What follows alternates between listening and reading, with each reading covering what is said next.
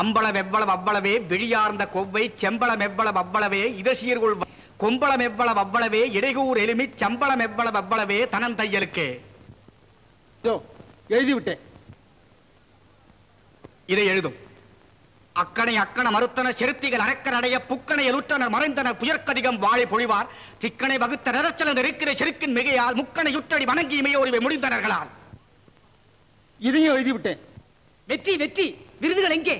வருகிறது அங்கே. அதற்குள் கவிராயரே திரும்பி பாரும் இங்கே. எழுத்தாணி எங்கே? ஏடு போதுமா? கூறாய் இருக்கிறதா? நிமிர்த்தி பிடியும். நாழிகை ஒன்றுக்கு எத்தனை கவி பாடுவீர்? ஏதோ ஒன்று எழுதும். சொல்லும். எழுதும்.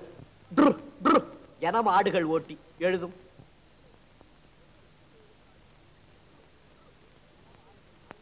என்ன என்ன விழிக்கிறீர்? பிடித்த எழுத்தாணியும் அப்படியே நின்று விட்டது. கவிஞருக்கு காது கேட்காதா அல்லது புரியவில்லையா? இன்னும் ஒரு முறை சொல்லுகிறேன், எழுதும். என மாடுகள் ஓட்டி என மாடுகள் ஓட்டி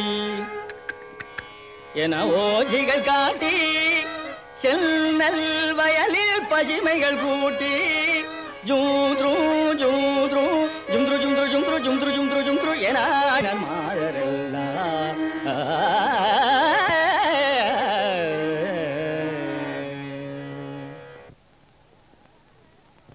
என்ன கவிராயரே? கவிராயர் ஜாலவித்தை செய்கிறார்.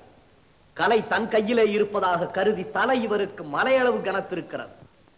அவர் தோற்றது உண்மை, ஆனாலும் பழிக்காது.